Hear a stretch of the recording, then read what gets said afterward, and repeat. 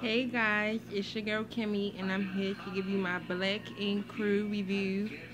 This is season 3, episode 18, and this episode title is Sky Code. Okay, so we basically start off where we left off, and that was basically with the whole fight between Siege and Puma. So Siege comes into the shop, and he's basically telling everybody how everything went when he met up with Puma.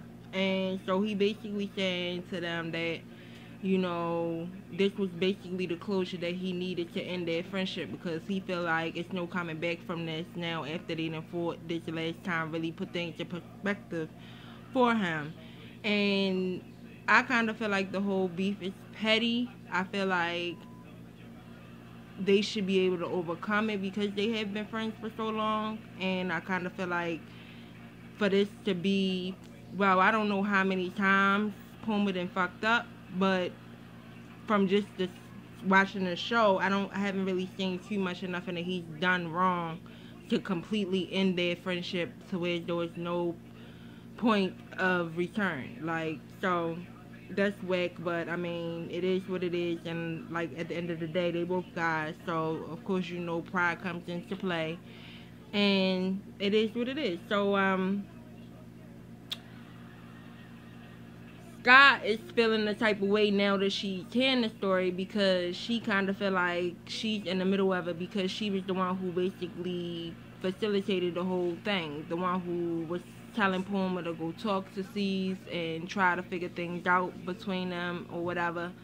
So it's she kind of feeling like he probably looking at her like she a fraud type of bitch for real. But we all know that Sky's a real bitch, so I don't really think that Puma will be thinking that about her. She probably didn't know. Of course she didn't know that Caesar was going to come there and do that. Nobody knew but Caesar. So we get to the next thing, and we see Puma and Kwani. They sitting down. She's in town to visit, basically from Atlanta, and she's just trying to figure out what's taking Puma so long to come, because when she left, he told her that he would, wouldn't be too far behind, and she been gone for a few weeks now, and he's still not there. So Puma is basically trying to say that he want to establish some type of income in New York before he make any moves to Atlanta, which I kind of feel is stupid. Like, excuse me, he then basically lost everything in New York. So it's going to be just the same for him in Atlanta, because he has to start over in New York. So he's going to have to start over in Atlanta as well. So I really don't see the difference in him starting over. But it's just dumb to me. I mean, he just need to go be with his family and stop playing these little childish ass games. Hold up for 1 second. Okay guys, I'm back. So basically what I was saying is Puma and Kwani is talking, and she basically telling him how she feel, and she want her husband, she want her family, and she really don't care about all the materialistic things or the money that he has to make or none of that shit. She just want her husband to be beside her and support her in this decision, because she feel like she has been supporting him for so long, and staying in New York after all of this stuff had transpired between him and Puma in the first place. So she kind of like, I'm over it. Like, it is what it is. I'm going back to Atlanta whether you come or not. But just know that you losing your family by not following us down there.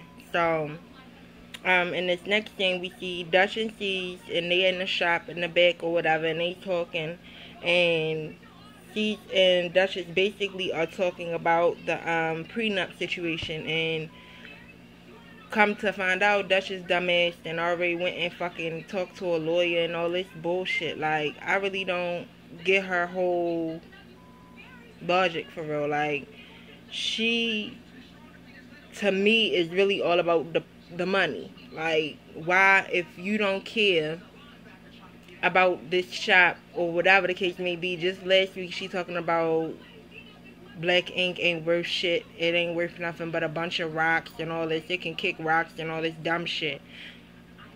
Excuse me. Now this week she talking about, oh, if I wanted to, it's feasible for me to get 50% of this company, because before I came along, Black Ink wasn't shit, basically, is what she was trying to say. And I'm kind of like, how do she figure? Because I don't know if we all been watching the same show or not, but from the first season, it seemed to me as if Black Ink was already doing well, or at least up and running. I don't know what the financial state of it is or was, but it was a tattoo parlor before she came along. That was the whole reason why she came to New York, because she heard of Black Ink. So for her to try to say that she basically helped bring Black Ink up from the ground, that's bullshit. Yeah, you was there from the renovations, but bitch, you wasn't there from the fucking very beginning of the whole grand opening of the damn shop. You've been there since they've been taping. And when you got there for like the first few, maybe almost the whole first season, you and she wasn't even together. You ain't get together with him towards the end of the season. So what are you even talking about? Like, girl, whatever. Like, you just trying to basically get your foot in the door, and C's ain't having it. So I hope he be smart, and I hope he plays smart, because at the end of the day, what she say don't mean shit if it ain't in fucking writing. If there ain't no contract signed, ain't nobody then sat down and made this in stone type of set in stone type of thing, then what the fuck she's saying right now really don't even count. So I will see what happens with that in time. But I just feel like she can't sit here and ask Steve why he getting defensive, because that's like his baby. Black Ink is his baby. Like, that's something he created. That's something that helped watch grow and flourish. So why wouldn't he get on the defense if somebody, regardless whether you his girl or not, you are trying to attack his empire in his eyes? So of course he's going to get on the defense. Any right person would, in their right mind, would do that. So I mean, even you. But my whole thing is, I just feel like to solve all of the fucking issues before y'all even get married, since you already have the plans to start your own fucking shop, tattoo parlor down North Carolina, you should just say, okay, Steve, well, since you feel that way about Black Ink, I'm going to start my shop in North Carolina, which he has already told her, that's yours. Like, I don't even want you to put me in that. That's yours. So he already told her, like, I don't even want nothing to do with that, because you just starting out. I want you to have all of your profits to yourself. I don't want to be nowhere in the middle of it. So that was him letting her know that I want you to succeed on your own before we do anything together. And that's smart, because he already got his shit going. And I kind of feel like she want to just piggyback off of him because he already got a business. So she just want to say, okay, well, let me get my foot in the door and marry this man so I could take half of his shit. But she's smarter than that, apparently, because he done already brought up the prenup situation. And I'm not trying to say he's dumb, but by him being a nigga of the streets and not really book smart, I thought that he wouldn't have thought of that. I thought it would have been her trying to get the prenup first. In other words, I did not expect that from Keith. So, good for him. I'm glad that he ain't just going out without a fight. So, that's what's up. And the next thing we see, Donna and Max. They in their apartment laid up or whatever, and we find out that she's pregnant. And they sitting there laying around talking about baby names and all this shit. And I'm like, really? Like, she probably fucking 6 minutes pregnant and y'all already talking about baby names? Get the fuck out of here.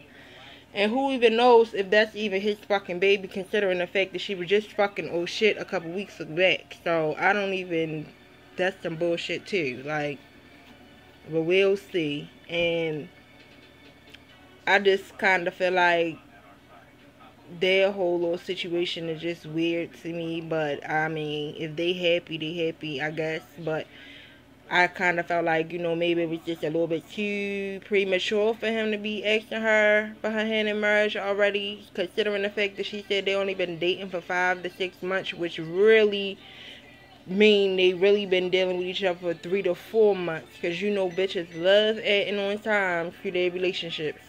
And considering the fact, like I said, that her and oh shit was just living together, I don't see them being together for no 5 or 6 months. I really don't, because she was really trying to make some shit happen with oh shit. So I don't believe that for 1 minute that they've been together for 5 or 6 months. when we just seen a few episodes ago, she was in a fucking fight with Anya at the fucking what's the name, because she was throwing juice in her face, telling her that she need to get the fuck out her baby father's house.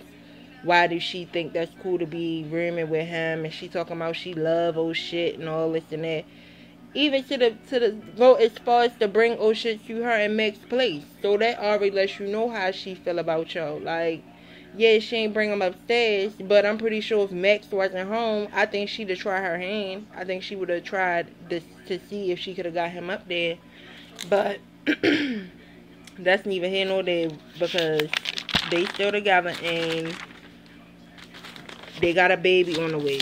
So, she gets to telling Max, like, you know, she, you know, really missed her job and all this. And Max like, oh, Lord, like, I really don't want you going back to them because it drives me crazy for somebody to disrespect you. And then there's nothing I can really do about it because it's your boss and all of that bullshit. So he kind of feel like, you know, he be caught in the middle of a rock and a hard place by her working in that shop. And he feel like he really don't need her to work there. She can find a job anywhere.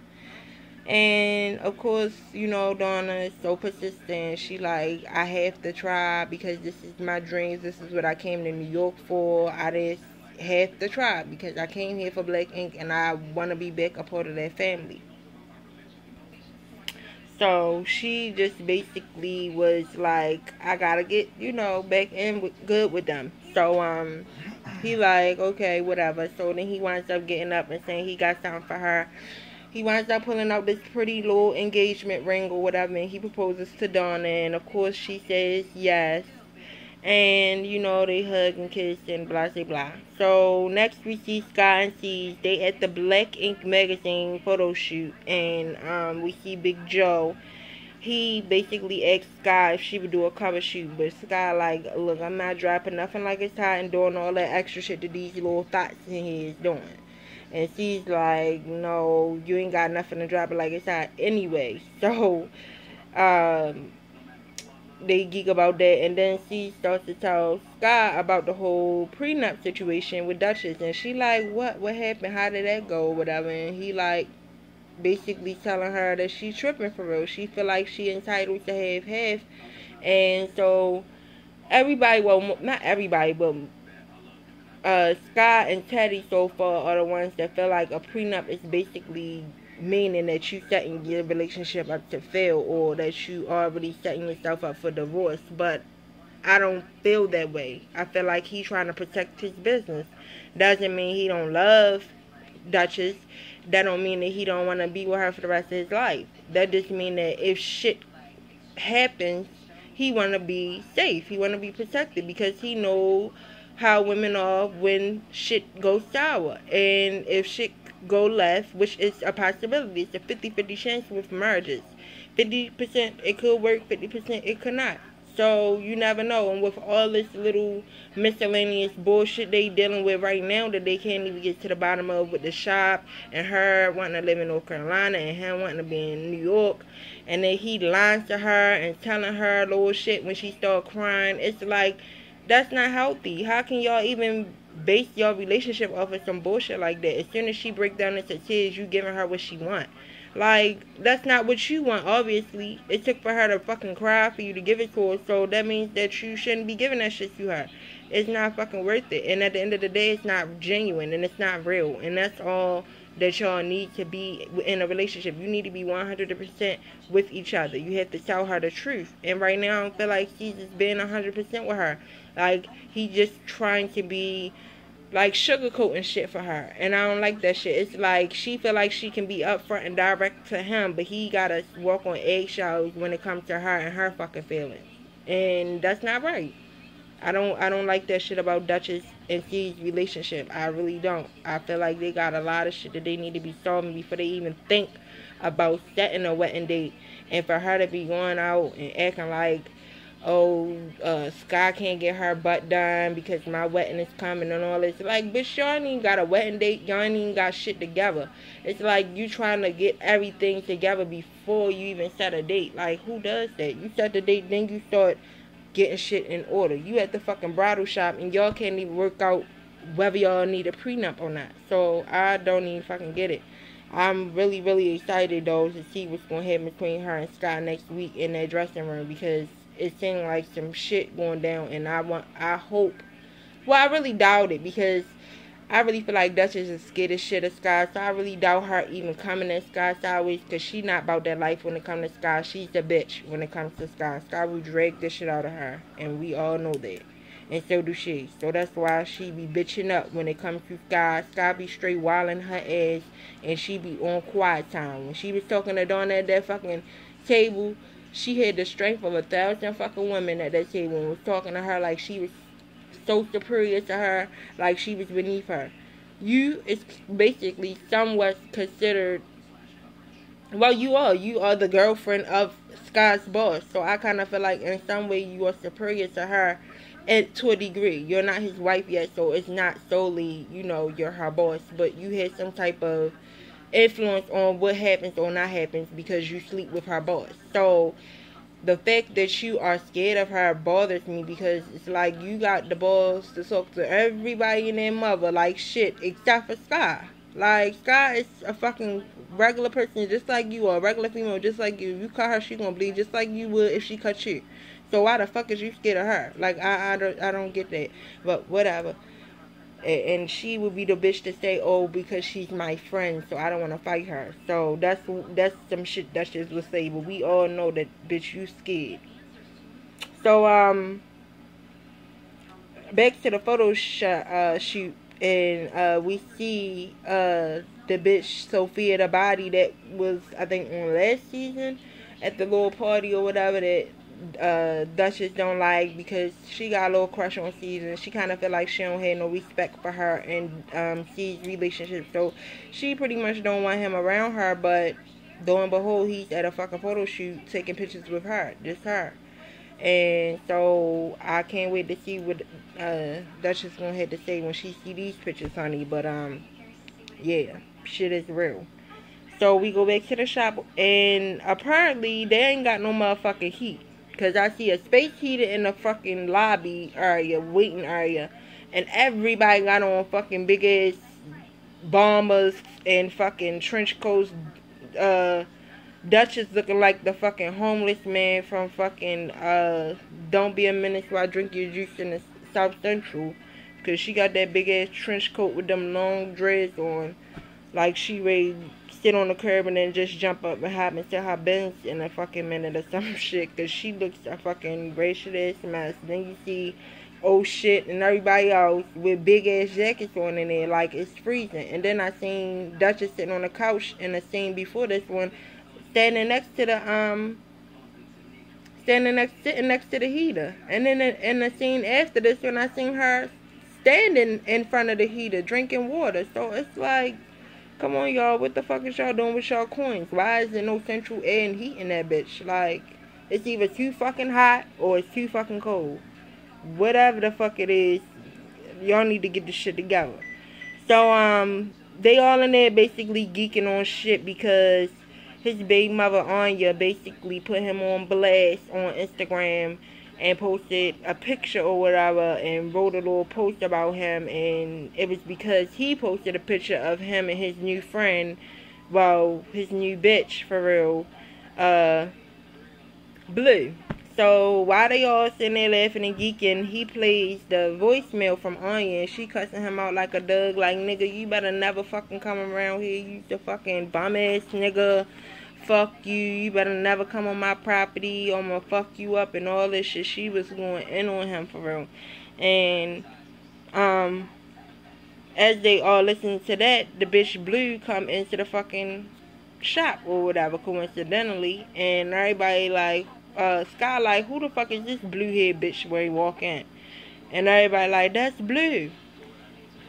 Or she said, I think she said turquoise hair bitch or something. But everybody like, that's Blue or whatever. So she basically in her confessional like, shit got more bitches in a little bit. Like, he just seemed too much. I think he is just doing too much. And then he didn't even have his vasectomy yet. And from the looks of it, this bitch pregnant all fucking ready. Like, come on now. You need to stop that. You really need to stop that. That shit is not fucking cute and it's not a good look because you already got enough drama with your baby mothers that you got. You got 3 kids by 3 different bitches and you working on a 4th. And now you want to go get a fucking vasectomy next week, nigga. You should have been got that shit a long fucking time ago. Especially with all them fucking drug and drinking problems you had going on. You should have been snipped that in the bud. But, after all of that happened, Blue gets, she comes in basically saying that she came to get a tattoo. She want a dream catcher. And, to me, the show has less and less tattoos done and more drama. So, I really don't get what the point is of the show anymore because it's not like they doing a whole lot of positive shit in this shop. I mean, the only thing is entertaining as a motherfucker, don't get me wrong, but at the same time it's getting boring with the same fucking scenarios. Like, I'm really tired of it. It's either the fucking storyline of Dutch and C's relationship, Puma and C's, and old shit and his baby mama drama. I mean, Walt had a little bit of a story last season, well, earlier this season, with his family and, you know, reuniting with his brother and finding out that his biological dad is dead and gone or whatever, and they, you know, released his ashes and all that shit like that. But other than that, we really don't know shit too much about nobody else. It's not really like they got a whole bunch of shit to talk about. So I feel like when they first started out, it was about tattoos. It was about doing photo shoots for different tattoo magazines. I mean, at the beginning of the show, I kind of really felt like that's what it was about. It was about tattooing. Now I kind of feel like it's just about drama and the people in the shop. It's more so about them than it is about anything else. So I kind of have an issue with that because it's supposed to be about tattoos, and that's the reason why we watching it, to see y'all do work. And I feel like if y'all was doing more work than y'all doing, I don't know what y'all doing off camera, but on camera, y'all ain't doing too much of nothing. And I can't really imagine y'all business not being busy because y'all are on a well-known network. VH1, everybody watch that shit. So, there's no reason why y'all business shouldn't be fucking booming. Point blank, period. I just don't get it. I mean, even when y'all fucking taping, y'all need to have at least more than 1 or 2 fucking people coming in every 3 to 4 fucking episodes in between. Like, you might have 5 episodes that'll go past before you see the next motherfucker come in and get a tattoo. That's fucking dumb when the show is about tattooing. But that's just my opinion. I'm not the fucking producer or the executive producer, so I guess I need to shut my mouth, huh? But, here come this bitch Donna. She coming to get her fucking job back, begging again. So she goes to the bag. She lets Caesar know that she got her tattoo license and all this and all that. And I'm like, okay, well, if that shit didn't help you get your fucking job back, bitch, why did you feel the need to go into telling him that you pregnant so you can have a fucking pity party so he could feel sorry for you? And that's basically what she wanted, because she like, you can't tell a pregnant woman no. Like, and she's stupid as shit gonna say, alright. Like, some of this shit be scripted too, so I don't fucking trust none of these fucking stupid ass reality TV shows, like, whatever. So, basically, he winds up giving her fucking job back, and I don't know why, because the bitch cannot fucking tattoo, and I don't know who the fuck gave her license, because she can't do no fucking tattoos. Like, that shit that was on that nigga back, the other apprentice, that shit was a hot mess. A hot ass mess. And she still fucking tracing. I wouldn't let that bitch touch me with a 10-inch fucking pole. 10-foot pole. Sorry. Like, come on now. That shit is fucking ridiculous. But that's C's shop. And if he feel like she's an addition to the shop, then good for them. I don't fucking know. I don't work there, and I'm not the fucking whatever. But from what I see on TV, I ain't seen no benefit from her being there. She done fucked the whole team and done something. So I don't see the plus side in Donna yet. Now the bitch pregnant, and we not even sure if that's Mac's baby or old shit baby. So I don't know, we'll see. But of course she happy as shit, and everybody else in the shop like, bullshit. Like, why the fuck is they letting her come back? So Sky, of course, you know, she seems sassy. So she like, well, if Donna can come back, can Sassy come back? If she come begging for her job, would you give her a second chance too? And they start laughing. And she like, even if she come and say she pregnant, so everybody start making jokes like, of course, everybody knows she's gay. So they like, of course, how's she gonna be pregnant? By what? Pregnant by what? So, Cease and Teddy wound up going to go have drinks because Teddy feels like ever since Cease came back from North Carolina, he been on some bitch nigga shit, which he had, for real. Like, he didn't fucking did a whole 360. I feel like every time he with Duchess, he do a whole fucking 360. When he was by himself, the shop was back to normal. When he left her alone and they was strictly just doing business with each other and she was still working at the shop to get her coin, shit was running back smooth. Everybody was happy.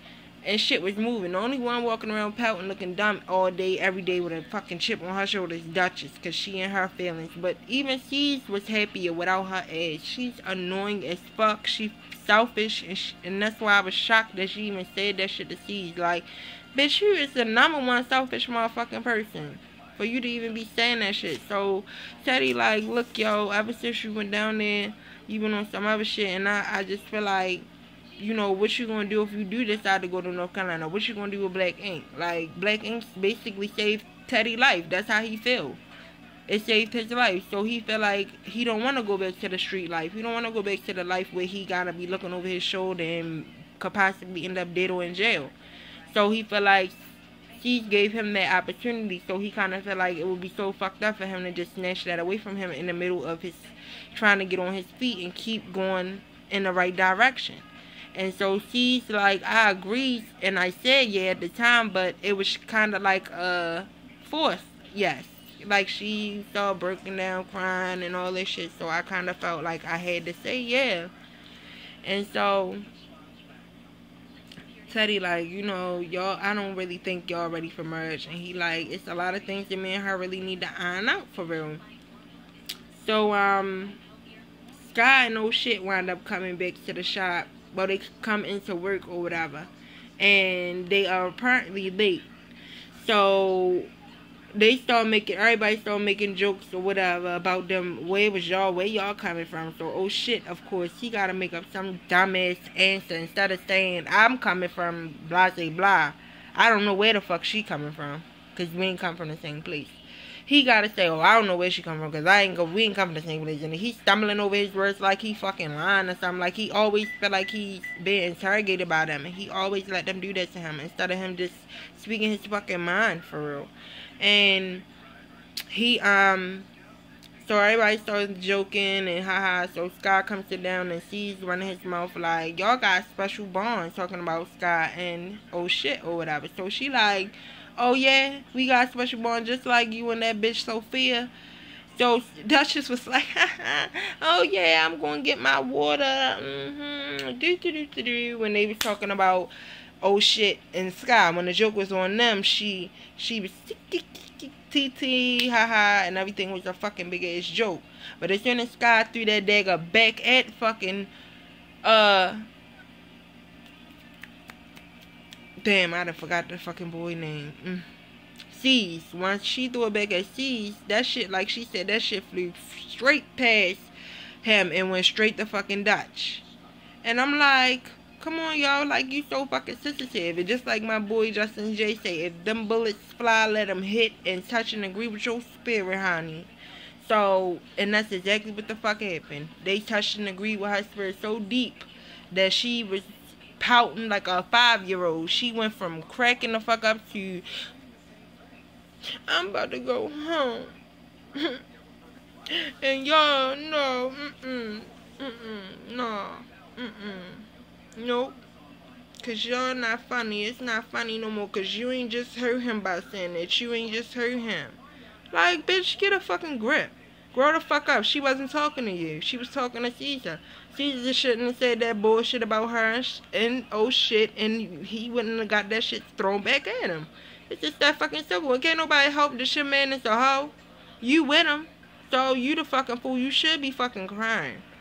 Ain't got a nerve to fucking talking about, oh, I'm going home. Bye, bitch. Just like fucking Sky said, I don't bet you know I don't kiss no ass. But she wound up going out there because you know Sky, she's a real bitch and she's a good friend. And because she fuck with C's, she went out there for him because he was basically saying that, yo, I gotta go home to this bitch. Like, she gonna do a whole fucking, she's supposed to cook for me tonight and all this shit. So he not really feeling that shit. So she wound up going outside to basically talk to her. And she like, no, Sky, I'm not doing this. No, just give me a hug and go back in. Sky like, bitch, you don't tell me what to do. Like, the fuck? Come on, let's talk. Like, what the fuck you mean? Like, stop acting like a child. Say what you gotta say. So, she wound up coming out with some old bullshit talking about, oh, I don't have tough skin like y'all. I don't have tough skin. I'm not like you. Come on now, bitch. You always want a fucking pity party. You always want somebody to feel sorry for you. Now you don't got tough skin. Not the bitch with the biggest balls in New York, but now you ain't got no fucking tough skin, bitch. Bye. Now you ain't got no tough skin. You ain't never got tough skin when it come to Sky, cause Sky will drag the shit out you, and you know it, I know it, the whole fucking world know it. She even know it. That's why she came out there to apologize to your little soft ass. But that's about it, y'all, for my Black Ink review, y'all. This motherfucking show just driving me insane, to be honest. Like, Duchess and Siege, they need to get their bullshit together. They really fucking do. And next week, it just seemed like shit only gonna get worse. Cause now the bitch Blue talking about she might be pregnant, or she is pregnant. She showing him a pregnancy test. I don't know if she gonna say that it's oh shit, or if she gonna say that she pregnant by the nigga that she was with before oh shit came along. Cause that would have been the quickest, what you call it, making of a baby. Let's just say that would have been the quickest making of a baby I had never seen. So next week we see that. Then we see Siege and Duchess sitting down and they talking to somebody. I don't know who the fuck he is. I don't know if he's some type of therapist or whatever the fuck. And then we see oh shit in the doctor's office finally preparing himself for his vasectomy. So that should be interesting. Definitely tune in for next week's review. I will be catching up on some things because I still haven't done my Love and Hip Hop review, so I'll be doing that one next. I know that I'm out of order, and I need to do my If Loving You Is Wrong, so I'll probably do the first and second episode with those combined, because I felt like last week's episode really wasn't nothing to talk about. So I'll probably combine both the first and second episode of Loving You Is Wrong together, and I'll probably have that up to tomorrow, because I have to still watch it. But thank you for those who have been watching me and those who continue to watch me. I appreciate all the support, and if you could please like, share, and subscribe to my page, and please comment and let me know if there's anything that you would like for me to talk about or discuss, or anything about my personal life that you would like to see me discuss or talk about. Any personal topics, girl talk, girl chat, because I will be doing those type of reviews, type of videos as well, talking about just different subjects, being a mom, a single, like just being a female, black, and you know, before I was married, I was a single mom, and I want to talk about my whole journey with you guys. So, like I said, if you guys have any topics that you guys want to discuss or anything like that, just let me know, and you know, I'll listen, and I'm here for all suggestions. So, thanks again, guys, and I'll see you guys later.